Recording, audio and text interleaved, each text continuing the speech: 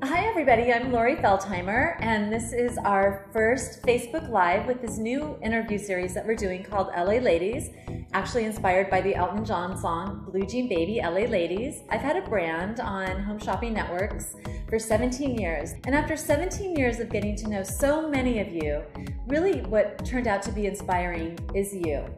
And so for our first LA Lady interview, we have my dear friend Melinda Maria. Hi. So happy to be here. I can't believe I'm the first out of all of your fabulous friends. I know, so right? Lucky. Yeah, thank you. Melinda is a world-renowned jeweler. She has her beautiful jewelry all across the world. I actually always made jewelry since I was truly, I feel like everybody says that, but I was the little girl down at the bead shop spending all of her babysitting money and Christmas money and waiting for the new stones to come in because I was literally obsessed, and still am today, just as obsessed with jewelry as I was as a So little girl. you moved to New York, you got this job as a nanny, but you were dreaming still of having your own I jewelry wanted line. to be in a big city. I wanted to have an exciting life and opportunity. I was always making jewelry throughout. I was a nanny for my sister for a while, which was very interesting. And then I realized that New York sort of wasn't for me, and it was also way too expensive for me. So I moved to Los Angeles, and I worked in production for different companies, but I was always making jewelry and selling it on sets and things like that. Then when I had met my now husband, he said, you really need to be, if you really want to do jewelry, do it, you can do it. And I thought to myself, how am I supposed to own a company and be a boss? Because I really was just an artisan. I was really an artist and just sort of making jewelry and selling it for probably way less than what I bought the materials for. It was just he was the one person that believed in me that gave that direction. And he said, you can do it, make a business plan and be a master of one. A, I had no idea what even any of the terminology was to make jewelry.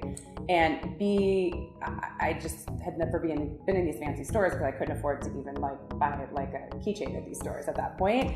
And so I made a list of the 20 stores, and I would walk in wearing the jewelry, and I was like, hi, does anybody want to buy? I don't know, do you have a buyer or somebody that buys things here? And they were all so nice. And one of my first store was actually Lisa Rinna's Belle Grey. No way. Yeah. But wait a second. Yeah. How did you get the seed money? Oh, okay. How did you that's get the right. seed money? So I was obviously very broke when I was starting this company, and I was flipping through the channels one day, and I was watching Hollywood Squares, and this woman won $40,000. And then on the next channel, the other person that was on Jeopardy won $2,000. I'm how is that possible? I could go on Hollywood Squares. So I went on Hollywood Squares and I won I think $70,000. I was on for 4 days. I was killing it. I won $70,000 with cash and prizes. I won a car. I won a Stairmaster. I won a diamond watch. And I cashed in I sold the car. I sold all my prizes so that I had seed money. Then I got in this pool of casting directors. So then I got called for all these crazy weird reality shows. I'm I'm not the girl to go on your island with 10 other guys. And so I would get calls for reality or the other game shows, and then I got called for a dodgeball game show where I actually had met my husband, and then I went on Price is Right, and I won I think $6,000. So then this I got creative. Then I got enough seed money. I was okay, now I can pay my rent. Now you're known as the Hollywood Bling Queen, which is so funny to me. But is that because you just have so many Hollywood celebrities as your clientele? Yeah. E did a big piece on me because at that time, so I have fashion jewelry, right? The very accessible price point at very obviously. This is called the $1 million necklace, the Irina. Celebrities started wearing fashion jewelry on the red carpet.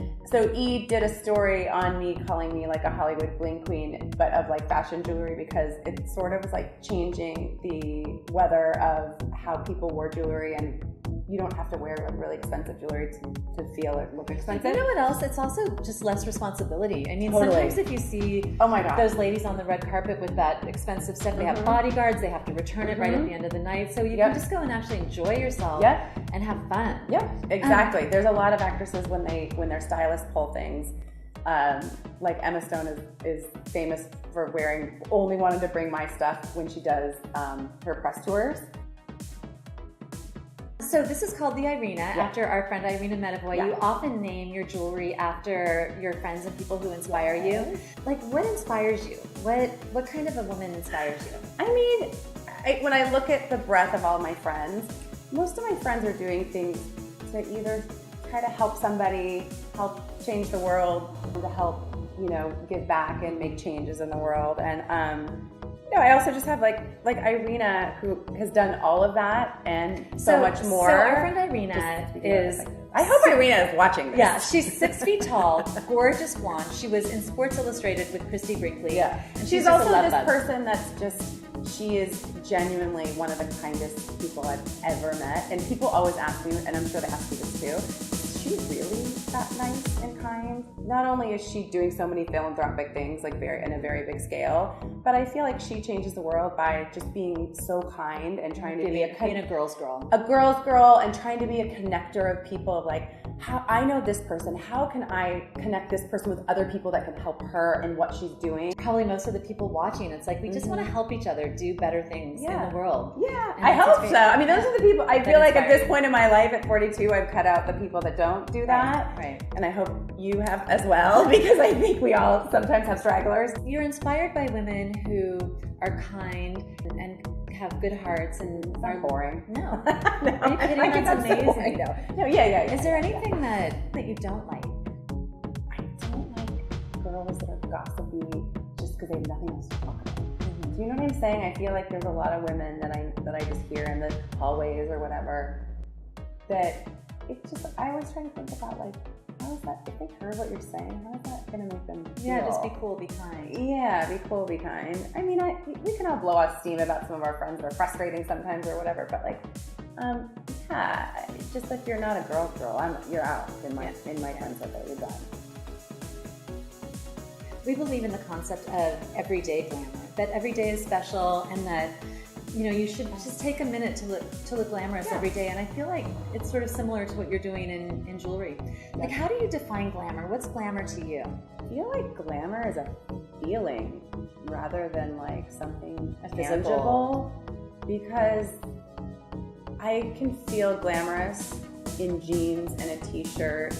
But for me, like when I throw on like a necklace or something like that, it like just makes me feel glamorous. But it's a feeling. For me, it's a feeling. I totally feel good. I do understand what you're saying. Like, there have been times in my life when if I took a shower, because you're so busy and you have little kids and you're running around, just like, I guess what it boils down to is just taking a few minutes for yourself. Yeah. For me, I always have to have my eyelashes curled. I know that's such a small thing, but it just like brightens up my eyes. And if I have that, and I actually do always take about 5 minutes at least for me to like curling iron with the eyelashes, some sort of jewelry, make sure, even if my hair is like slicked back in a ponytail, but yeah, I think you're right. You have to take a few minutes. Yeah. Or I'm a little crabby. If I don't feel good. I've never seen her crabby. No, but I'm just like, I don't have as much of a sparkle if I'm not, what I mean? When I was writing the blog, the Everyday Glamour blog for my website, I was in my workout stuff. I'm like, I gotta change this. And did it change? And did it change the way you were writing it? Because it makes you feel better. So tell me about your first show on QVC. Was it amazing? It was amazing. It was 2 a.m. I said this before earlier, but I was so impressed with the hosts and how the machine works like behind the scenes. It just blew my mind. We should do a Facebook Live behind the scenes 100%. To show everybody, because it's really kind of interesting how it works. It's unbelievable. Mm-hmm. Like they would bring in things and I would think, oh, is the camera watching them bring stuff in? But no, they were panned to a different screen, and then I saw that screen, and then they would bring like 12 things in a cart, and I was like, whoa, what's coming next? And then the host would be like, that's the island necklace, that's number 57258, and I was like, I have no idea what she's talking about, but this is the necklace and I love it and you should get it because it's reputable. Do you have like an inspiration for your collections and then everything is around that inspiration? Or do you just design individual pieces? I mean, it could be as simple as I really love how these pin cushions like fold, and that might be interesting, a way a gold could fold over and having a stone in the middle of it. To, if I look at a vintage piece of jewelry, I'm like, I really love how Laurie did that, and how they did that snake head, and why don't we do a whole collection around that? I wasn't like an amazing student growing up, but I always was drawing and thinking about jewelry, and I could just sit down right now and probably sketch out 50 pieces today, and it just comes from my head just sitting at this table. So what's coming up next? Is this coming up next? That is good. So hopefully we'll see. We're probably doing druzy. Druzy's like a natural stone and it's so sparkly and sexy. The These opal are sparkly. Yeah, and these sexy. are sparkly. Wow. Aren't those amazing? Yes. Yeah. They are amazing. And then she's wearing opal studs. So opal's like the newest, hottest thing, right? Like literally, I cannot keep anything that I have in opal in stock right now. It's such a beautiful blue, and it goes really well on anybody's skin tone. And these are just like easy, like you'll wear these every day. So you sent me over these jeans, and at first I was like, wait a minute, where's the zipper and stuff? And like it's so convenient because there's just one little button up here. But they like hug me in like nobody's business. I mean, they look right? fantastic. Don't they look so good? Uh-huh. If you want me to be your butt model, I'm right here. I haven't worn flare back in the Since day. the 70s? That's in the 70s. You weren't even born. This is going into my denim wardrobe, the flare. Will you design some gorgeous piece of jewelry to go with those? I mean, I'm just so into these. Thank you so much for tuning in to our first interview in the LA Ladies series. It was awesome having you here today, and thank you. Thank you so much for coming so down. fun. I can't think of anything else I want to do this morning than hang out with you and talk about Jewelry and and jeans. denim. Yeah, girlfriend.